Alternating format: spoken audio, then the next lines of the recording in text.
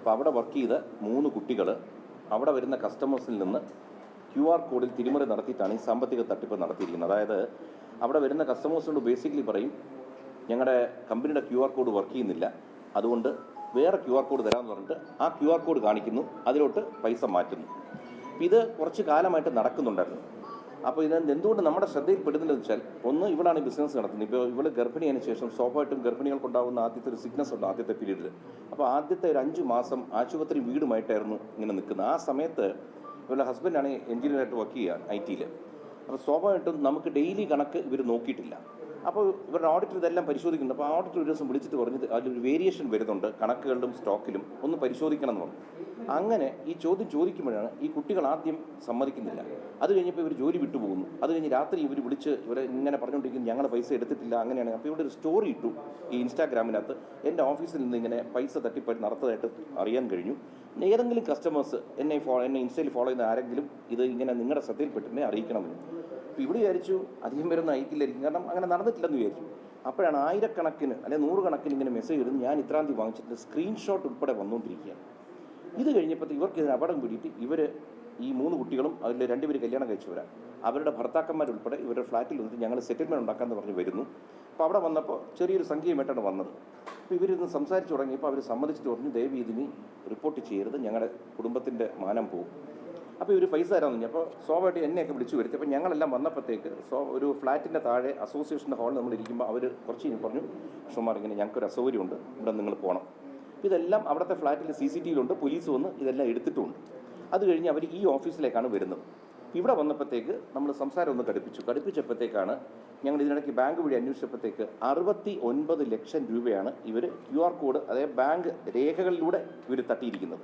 അപ്പോൾ ഇവർ കുറേ കഴിഞ്ഞ് ആദ്യം സമ്മതിച്ചില്ല, പിന്നീട് ഇവർ സമ്മതിച്ചു തുടങ്ങി. അപ്പോൾ ഇവർ പറഞ്ഞു ഞങ്ങൾക്ക് കുറച്ച് സമയം തരണം. അപ്പോൾ ഇതിനിടയ്ക്ക് ഇവിടെ ഒരു കുട്ടിയുടെ ഭർത്താവ് ഇവിടെ നിന്ന് പുറത്തുപോയി ഒരു 3 മണിക്കൂറിനകത്ത് തിരിച്ചു വരുന്നു.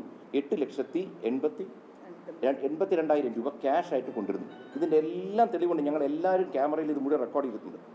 എന്ന് കിട്ടി പറഞ്ഞു, ഞങ്ങളുടെ ഇതിന് പൈസ തരാം, പക്ഷേ ഞങ്ങൾക്ക് ഇപ്പോൾ ഉടനെ പറ്റില്ല, ഞങ്ങൾക്ക് സമയം തരണം, ഞങ്ങൾക്ക് ചെക്ക് തരാൻ പറ്റും. അങ്ങനെ ഒരു ഒത്തുതീർപ്പ് പോലെ ഇവർ ഇവിടെ നിന്ന് തിരിച്ചു പോകുന്നു. ഇതുൾപ്പെടെ വീഡിയോയ്ക്കകത്തുണ്ട്.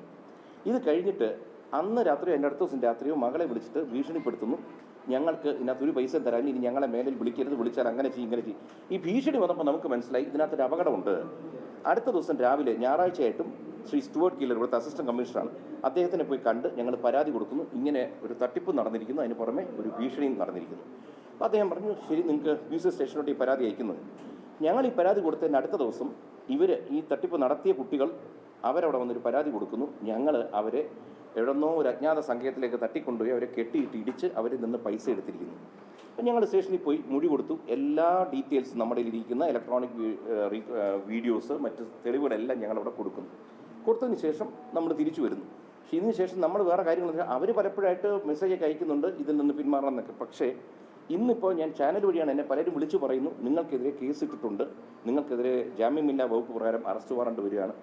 ഇതിനിടയ്ക്ക് നമ്മളെന്തെന്ന് വെച്ചാൽ നമ്മൾ മുഖ്യമന്ത്രിയുടെ ഓഫീസിനെ സമീപിച്ച് ഞങ്ങൾ ഇതിൻ്റെ രേഖകളെല്ലാം അവിടെ കൊടുത്ത് മെയിലും അയച്ചിരിക്കുകയാണ്. അവിടെ നിന്ന് വളരെ പോസിറ്റീവായ മറുപടിയും ഞങ്ങൾക്ക് കിട്ടിയിട്ടുണ്ട്. ഞങ്ങളുടെ വിശ്വാസം മുഖ്യമന്ത്രിയുടെ ഓഫീസ് ഇതിൽ ഉചിതമായ നടപടിയെടുക്കും. ന്യായം ഞങ്ങൾക്കും ഞങ്ങളുടെ മക്കൾക്കും എൻ്റെ കുടുംബത്തിനും കിട്ടുന്നതാണ് ഞങ്ങളുടെ വിശ്വാസം.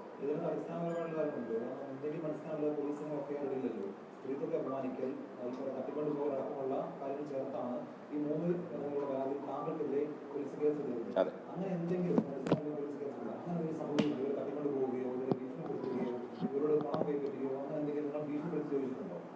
ഇപ്പം ഇതിനകത്ത് വിഷയം എന്ന് വെച്ച് കഴിഞ്ഞാൽ, ഇപ്പം നമ്മുടെ പൈസ പോയി എന്ന് പറയുന്നതിനും ഇവരിവിടെ വന്നതിനും പോയതിൻ്റെ എല്ലാത്തിൻ്റെയും ഡിജിറ്റൽ എവിഡൻസ് ഉണ്ട്, വീഡിയോ സഹിതമാണ്. അതായത് കുറ്റം ചെയ്തത്, ഫോർ എക്സാമ്പിൾ QR കോഡ് മാറ്റി പൈസ എടുക്കുന്നതിൻ്റെ വീഡിയോ ഉണ്ട്, കുറ്റം സമ്മതിക്കുന്നതിൻ്റെ വീഡിയോ ഉണ്ട്, ഇവരിവിടെ ഇരിക്കുന്ന വീഡിയോ ഉണ്ട്, യാത്രയിൽ ഇവിടെ വരുന്നത്, ഇവിടെ നിന്ന് പോകുന്നതിൻ്റെ വീഡിയോ ഉണ്ട്. നമുക്ക് കൊടുക്കാവുന്ന മുഴുവൻ തെളിവുകൾ നമ്മൾ കൊടുത്തു. പോലീസ് ബാക്കിയൊന്ന് ശേഖരിച്ചു. അവരുടെ ഭാഗത്തുനിന്ന് ഇതുവരെയും ഒരു തെളിവും അവിടെ കൊടുത്തതായിട്ടും കാണുന്നില്ല. അവരെ കിഡ്നാപ്പ് ചെയ്ത് കൊണ്ടുപോയതോ കെട്ടിയിട്ടതോ അടിച്ചതോ ഇടിച്ചതോ അല്ലെങ്കിൽ ഒരു ചീത്ത വാക്ക് പറയുന്നതോ എന്തെങ്കിലും ഒരു വീഡിയോ അവരെ ഷൂട്ട് ചെയ്തിട്ടുണ്ടല്ലോ. അപ്പം ഞാൻ ചോദിക്കുന്നത്, നമുക്കിതിരെ കേസെടുക്കുന്നത് അതൊക്കെ പോലീസിൻ്റെ ഭാഗത്തെ ന്യായമായ കാര്യമാണ്, അവരെടുക്കാം, അവർക്ക് എന്തുകൊണ്ട് ചെയ്യാം. പക്ഷേ ഒരു കൗണ്ടർ കേസും കൂടിയാണ്, അതുകൂടെ നിങ്ങൾ ഓർക്കണം. നമ്മൾ പരാതി കൊടുത്തതിന് ശേഷം കൊടുക്കുന്ന ഒരു കൗണ്ടർ കേസാണ്. സാധാരണ കൗണ്ടർ കേസിനെ ഗൗരവത്തിൽ എടുക്കില്ല. അതുകൊണ്ട് ഇപ്പോഴും ഞാൻ പറയുന്നു, പോലീസ് കൃത്യമായി പ്രവർത്തിക്കും. കാരണം പോലീസിൻ്റെ ഭാഗത്ത് ഒരിക്കലും ഒരു തെറ്റ് ഞാൻ പറയാറില്ല. കാരണം യൂണിഫോം ഇട്ടവർ എപ്പോഴും മാനിച്ചോണം, കാരണം അതൊരു സേനയാണ്. പക്ഷേ ഈ പോലീസിനകത്താണ് ഇപ്പം ഞാൻ സിനിമയിലും രാഷ്ട്രീയത്തിലും പ്രവർത്തിക്കുന്ന ആളാണ്. സിനിമയിലും രാഷ്ട്രീയത്തിലും മോശക്കാർ കാണും എന്ന് വെച്ചാൽ രാഷ്ട്രീയക്കാർ സിനിമക്കാർ മൊത്തം മോശക്കാരാവും ഇല്ല. ഇതേപോലെ പോലീസ് സേന 99% നല്ലവരാണ്. പിന്നെ ചില പുഴുക്കുത്തുകളുണ്ടാവും.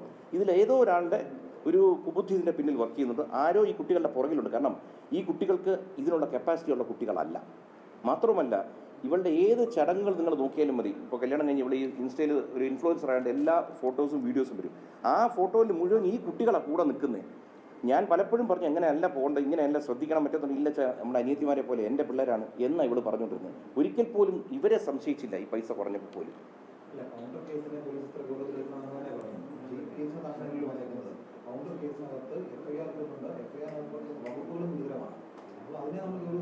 അതെ, നമ്മൾ ഗൗരവത്തിൽ കണ്ടതുകൊണ്ടാണ് മുഖ്യമന്ത്രിയുടെ, അതായത് ആഭ്യന്തര കൂടി വഹിക്കുന്ന മുഖ്യമന്ത്രിയുടെ ഓഫീസിൽ നമ്മൾ സമീപിച്ചതും പരാതി കൊടുത്തതിൻ്റെ കാര്യം അതാണ്. നമുക്കതിലപ്പുറം ചെയ്യാൻ പറ്റില്ല. കാരണം സ്വാഭാവികമായിട്ടും ജാമ്യമില്ല വാറണ്ട് ഇടുന്നത് എപ്പോഴാണ്? അവധി ദിവസങ്ങൾ നോക്കിയിടും. അതേപോലെ കരുതിക്കൂട്ടി തന്നെയാണ് ഇതിട്ടിരിക്കുന്നത്. അല്ല, സ്വാഭാവികമായിട്ടും ആ സ്റ്റേഷൻ്റെ ചാർജ് എന്ന് പറയുന്നത് അവിടുത്തെ CA ആണ്. CA നിങ്ങൾക്ക് എല്ലാവർക്കും അറിയാം, വിമൽ ഇബ്രാഹിം, എന്താ അദ്ദേഹത്തിൻ്റെ പേര്, അങ്ങനെ വിമൽ, അദ്ദേഹമാണ്. അപ്പോൾ വിമൽ ഗബ്രിയിൽ നിന്നുമാണ്. അപ്പോൾ അദ്ദേഹം ആയിരിക്കാം. നമുക്ക് നേരിട്ട് കാണുന്നില്ലല്ലോ. ഞാൻ പോയ ദിവസവും ഒട്ടും സുഖകരമല്ലാത്ത ഭാഷയും ശരീരഭാഷയുമാണ് പുള്ളി സ്വീകരിച്ചത്. കാരണം സ്വാഭാവികമായിട്ടും നമ്മൾ ഒരു സാംസ്കാരിക രംഗത്തും അല്ലെങ്കിൽ പൊളിറ്റിക്സിലും ഉള്ള ഒരു വ്യക്തി പോകുമ്പോഴത്തേക്ക് നമുക്കറിയാം ഏത് രീതിയിൽ എല്ലാവരും പെരുമാറും. പക്ഷെ അന്ന് തന്നെ ഒരു വൈരാഗ്യ ബുദ്ധിയോടുകൂടി സംസാരിക്കുകയൊക്കെ കാണുന്നുണ്ട്. അപ്പോഴും നമുക്കൊരു പരാതിക്ക് പോയില്ല. അവിടെ ഇരുന്നു ഒരു 2-3 മണിക്കൂർ എടുത്ത് മൊഴിയെടുക്കാൻ എല്ലാം കൊടുത്തിട്ട് ഞാൻ വന്നിരിക്കുന്നത്. ഇപ്പോൾ പോലും എനിക്കൊരു മെസ്സേജ് കിട്ടിയിട്ടില്ല, എനിക്കെതിരെ ഇങ്ങനെ കേസ് ഇട്ടതായിട്ടോ ഒന്നും ഇതുവരെ എനിക്ക് കിട്ടിയിട്ടില്ല. ഞാൻ പത്രമാധ്യമങ്ങൾ സുഹൃത്തുക്കൾ വഴിയാണ് ഞാൻ അറിയാൻ കഴിഞ്ഞിരിക്കുന്നത്. CA ആണ്. വിമൽ, സോറി, വിമൽ എന്നൊരു മനുഷ്യൻ. ആരാണ് അദ്ദേഹം? അതെ, കുറച്ച് ഉയരം കൂടിയ മനുഷ്യനാണ്. CA.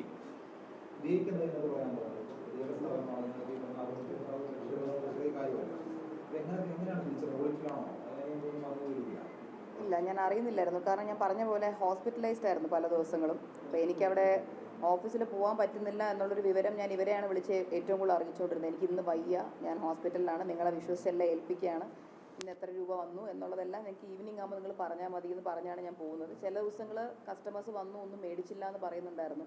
അപ്പോൾ വയ്യാതിരുന്നത് കൊണ്ട് തന്നെ CCTV ഒന്നും ചെക്ക് ചെയ്യാൻ പറ്റുന്നൊരു സിറ്റുവേഷനിലും ആയിരുന്നില്ല ഞാൻ. പിന്നെ അശ്വിന് പറ്റുമ്പോഴൊക്കെ അശ്വിൻ പോകുന്നുണ്ടായിരുന്നു. പക്ഷെ അല്ലാത്തപ്പോൾ അയാൾക്കും അയാളുടെ ജോലിയും കാര്യങ്ങളും തിരക്കുമായിരുന്നു. അപ്പോൾ അതിൻ്റെ ഇടയിലായിരുന്നു സംഭവിച്ചത്. എനിക്ക് പൈസ പോയതിനേക്കാൾ വിശ്വാസവഞ്ചനയുടെ അതിൻ്റെ ഒരു വേദനയാണ് കൂടുതലുള്ളത്.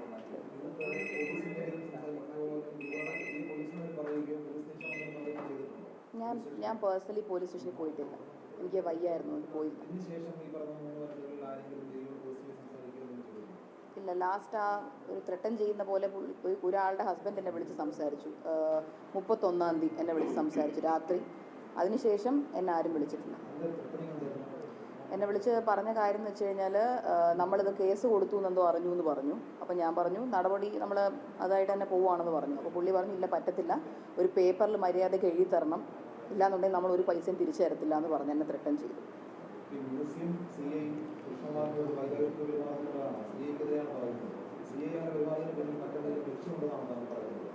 ഇല്ല, നമുക്ക് തെളിവില്ലാത്തൊരു കാര്യമാണ്. നമ്മുടെ അടുത്ത് ഞാൻ നേരത്തെ തന്നെ പേര് പറഞ്ഞാൽ തെറ്റിയിട്ടുണ്ടെങ്കിൽ ക്ഷമിക്കുക. കാരണം ശ്രീ വിമൽ എന്നാണ് അല്ലേ അദ്ദേഹത്തിൻ്റെ CAയുടെ പേര്. അപ്പോൾ അദ്ദേഹം നമ്മൾ സ്വാഭാവികമായിട്ട് അവിടെ ചെല്ലുമ്പോഴത്തേക്ക് നമ്മളിരിക്കുന്നു, അവരും വരുന്നു. നമുക്കറിയാം ഒരു സാധാരണ പോലീസുകാരൻ നമ്മുടെ ഇതാദ്യമായിട്ടല്ല നമ്മൾ സ്റ്റേഷനിൽ കയറുന്നത്. കാരണം രാഷ്ട്രീയത്തിലും മറ്റേതുകൊണ്ട് ധാരാളം സ്റ്റേഷനിൽ പോയിട്ടുണ്ട്. വളരെ ഏറ്റവും നല്ല രീതിയിലാണ് എന്നോട് എല്ലാ പോലീസുകാരും പെരുമാറുന്നത്. ജീവിതത്തിൽ തന്നെ ആദ്യമായിട്ടാണ് ഒരു പോലീസ് ഉദ്യോഗസ്ഥൻ ഈ രീതിയിൽ പെരുമാറുന്നത്. കാരണം മുഖത്ത് നോക്കുന്നില്ല, നമ്മൾ പറയുന്നത് കേൾക്കുന്നില്ല, ഒരു അലക്ഷ്യമായി എല്ലാം കണ്ടിട്ട് ഞാൻ 2 പേരുടെയും കേട്ടല്ലോ, 2 പേർക്ക് ഒരു FIR ഇടും, പിന്നെ കാണാം, ഇറങ്ങണം, ഈ രീതിയിൽ സംസാരിക്കുന്ന ആദ്യമായിട്ടാണ്. അപ്പോൾ എന്തെങ്കിലും അദ്ദേഹത്തിനും നമ്മളടുത്ത്, കാരണം ജീവിതത്തിൽ ആദ്യമായിട്ട് കാണുന്ന ഒരാൾക്ക് നമ്മുടെ അടുത്തൊരു വൈരാഗ്യവും മറ്റും വരണമെന്നില്ല. ഇനി രാഷ്ട്രീയപരമായിട്ടോ വേറെ എന്തെങ്കിലും ബുദ്ധിമുട്ട് പുള്ളിക്കുണ്ടോ എന്നും എനിക്കറിയത്തില്ല. സ്വാഭാവികമായിട്ടും നമ്മളത് കാണാറുണ്ടല്ലോ. കാരണം ഞാനൊരു രാഷ്ട്രീയ പാർട്ടിയിൽ പ്രവർത്തിക്കുന്നു, ചിലപ്പോൾ അദ്ദേഹം വേറെ രാഷ്ട്രീയത്തിൽ വിശ്വസിക്കുന്ന ഒരാളോ എന്തെങ്കിലും ഇതിന് മുൻപ് പുള്ളിക്ക് നമ്മളോട് ദേഷ്യം തോന്നിയിട്ടുണ്ടോ നമുക്കറിയത്തില്ല. കാരണം ഒരാൾ ആദ്യമായി കാണുന്ന ഒരാൾ എന്തെങ്കിലും കാണിക്കണമെങ്കിൽ ചിലപ്പോൾ എൻ്റെ ചില കാര്യങ്ങൾ അദ്ദേഹത്തിന് ഇഷ്ടപ്പെടുന്നുണ്ടായിരിക്കില്ല, നമുക്കറിയത്തില്ല. അല്ല, കോടതിയിലോട്ടേ നമുക്ക് പോകാൻ പറ്റൂ. പക്ഷേ ഇന്നിപ്പോൾ നമ്മൾ വിശ്വസിക്കുന്നതെന്ന് വെച്ച് കഴിഞ്ഞാൽ ആഭ്യന്തരം കൈകാര്യം ചെയ്യുന്നതാണ് മുഖ്യമന്ത്രി. അപ്പോൾ അദ്ദേഹത്തിൻ്റെ ഓഫീസിൽ ബന്ധപ്പെട്ടപ്പോൾ അവിടെ നിന്ന് ഏറ്റവും നല്ല രീതിയിലുള്ള ഒരു മറുപടിയാണ് ഞങ്ങൾക്ക് കിട്ടിയിരിക്കുന്നത്. ഞങ്ങൾക്ക് ഏറ്റവും കൂടുതൽ ഇന്ന് വിശ്വാസവും മുഖ്യമന്ത്രിയുടെ ഓഫീസിൽ തന്നെയാണ്. അതുകൊണ്ട് ന്യായമായ ഒരു നടപടി അവിടെ നിന്ന് ഉണ്ടാകുമെന്ന് വിചാരിച്ചാണ് ഇരിക്കുന്നത്. അല്ല, ആൻറ്റിസിപ്പേറ്ററി ബെയിൽ കിട്ടത്തില്ലല്ലോ. കാരണം വെച്ച് കഴിഞ്ഞാൽ ഇപ്പോൾ അവധി ദിവസമുണ്ട്. അവധിയാകുമ്പോഴത്തേക്ക് നമുക്ക് അതിന് നീങ്ങാൻ പറ്റില്ല. തീർച്ചയായിട്ടും പോകില്ല. ഇനിയിപ്പോൾ നമുക്ക് കോടതി തുറക്കുന്ന ദിവസം നമുക്ക് ആദ്യ നടപടി അത് തന്നെയാണല്ലോ.